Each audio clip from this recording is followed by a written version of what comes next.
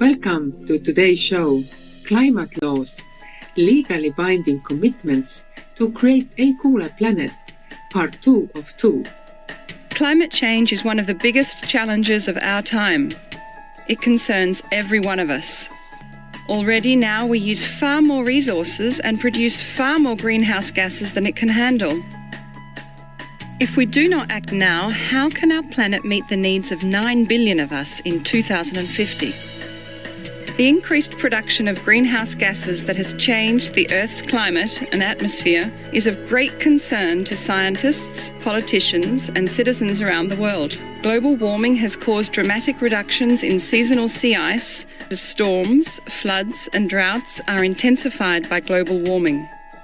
Although developing countries have contributed the least to climate change, they suffer the most. Small island states in the Pacific are threatened to disappear due to rising sea levels. It's likely that the number of climate refugees will increase in the future. To ensure that the rights and needs of current and future generations around the world are met, we have to deal with climate change now.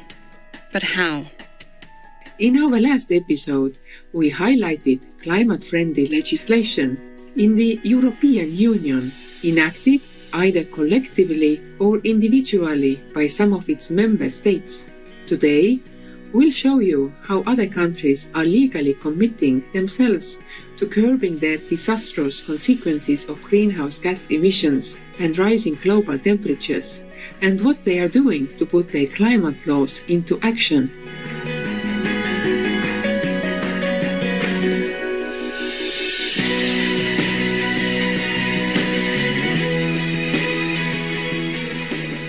With Norway's Climate Change Act 2018, the country aims to become a low-emission society before 2050 by reducing 80 to 95% of its greenhouse gas emissions compared to 1990 levels.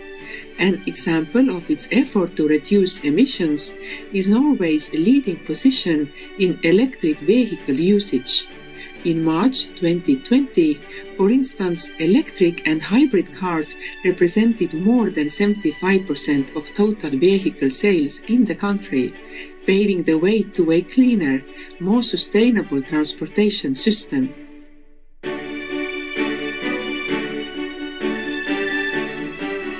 The United Kingdom Climate Change Act 2008 requires a reduction of greenhouse gas emissions by 100% or more based on 1990 levels no later than 2050 and preparation for climate change risks with the aid of a framework to achieve this goal. From 2010 to 2019, a 29% decrease in greenhouse gas emissions was reached, demonstrating the nation's commitment to reducing its carbon footprint, a reduction for 7 years in a row to levels not seen since 1888.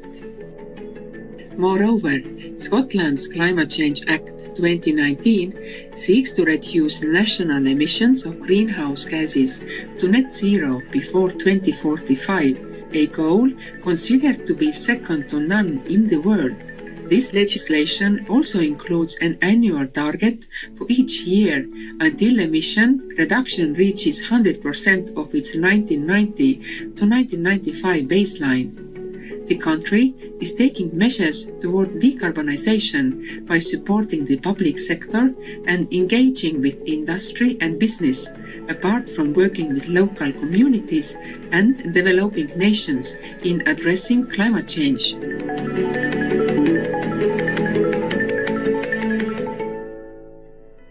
New Zealand is among the most dedicated climate law nations in committing to become a net zero carbon emitter by 2050. The National Climate Change Response Act 2002, as amended by Climate Change Response or Zero Carbon Amendment Act 2019, requires a reduction in national net emissions of all greenhouse gases, excluding biogenic methane, to zero by 2050. The Act also sets targets for biogenic methane emissions from agriculture and waste. a 10% drop before 2030, and a 24% to 47% reduction no later than 2050, contrasted with 2017 levels. There is progress occurring in the country concerning climate change mitigation, as its net emissions shrank 3% in 2018 in comparison with the levels of previous years.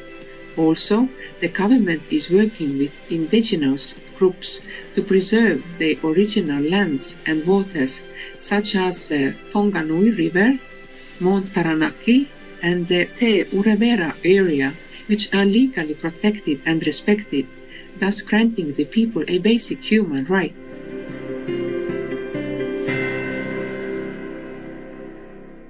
Mexico is another nation working to create a cooler planet. Its general law on climate change, passed in 2012, commits to a 50% reduction in the country's greenhouse gas emissions by 2050 compared to year 2000 levels.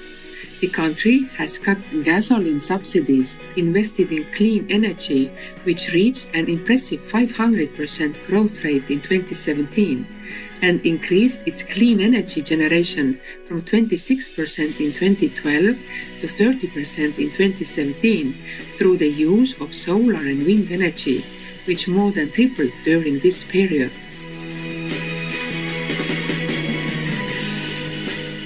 Compassionate viewers, we'll now take a brief pause for a constructive message and return right after. Please stay tuned to Supreme Master Television. Warning: you might find the content here disturbing, but the truth must be revealed. Tolerant friends, welcome back to our show. By now, we all recognize the importance of enacting climate laws and of pursuing related actions to protect not only human beings but also the environment and our animal friends.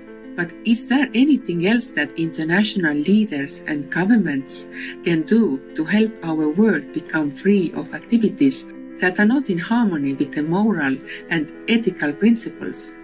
Our beloved Supreme Master Ching has the answer. I guess you know already what to do. I do hope.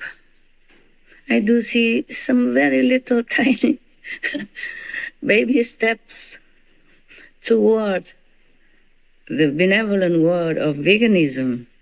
Or at least many nations are helping other less fortunate nations and some needy people around the world, and I'm very, very grateful for that.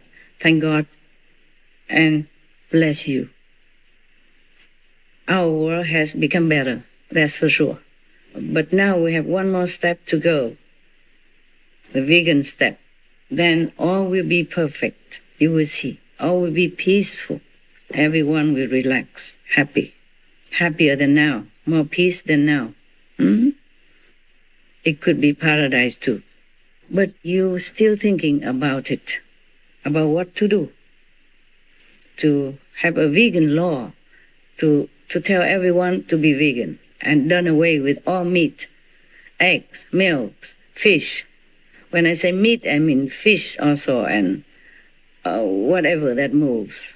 And even eggs are no good for us. Also involved a lot of killing. And raising animals of any kind is making our planet climate change worsen because of the methane and all kind of economical related problem. You are thinking hard. Maybe that's why you try also very hard to avoid the most lethal enemy of our world, the one that causes the degradation of our human status, causes death by billions of humans and animals, maims, disables all the billions of lives, and continues to do so every day. But there's no time to think now. Please, do act quickly. We must stop all this. We are a civilized race of beings, intelligent race of beings. It's 21st century. Many masters comes and go, teach us benevolence and kindness to all beings. We cannot continue massacring other beings or humans. You have the power to stop all this. You have the privilege to implement vegan law. No more animal-related suffering businesses. Zero pain, agony for all beings, humans and animals. And animal laws is the best. Animal protection law meaning vegan law. No more causing any harm, any pain, any fear to animals. Because kindness will beget kindness. And compassion will beget compassion.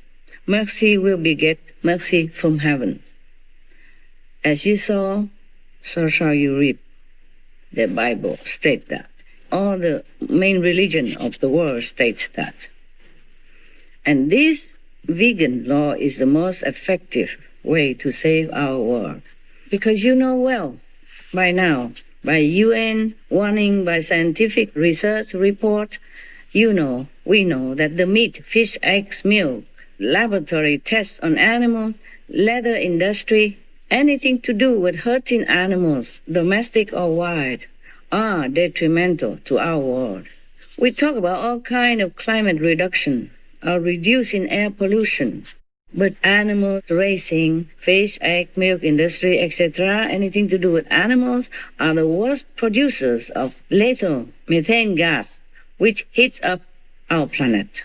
So, stopping these brutal, murderous businesses is the fastest way to cool our earth.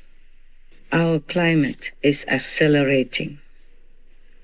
Our world is in danger. But you seem to still go around forever in a circle, maybe still thinking of what to do. You mention anything, but not the center target. We target many other areas, but not the center point. Just like scratching outside of the thick socks does not relieve the itch. By now, scientists have warned us x times, many times, repeatedly, by evidence, that vegan is the best, most effective way to reduce global warming. Reducing or stopping climate change, stabilizing it, is good for all of us, humans and animal tenants. Yes, we are just tenants of this world house. No right to damage it without being fined heavily.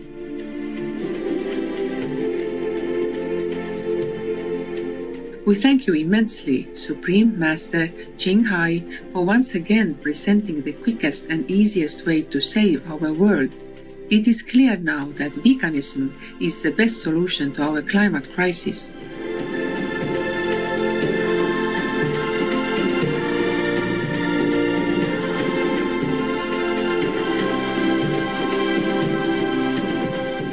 Wise viewers, our two-part series on climate laws has now concluded. It was a pleasure having your kind company today.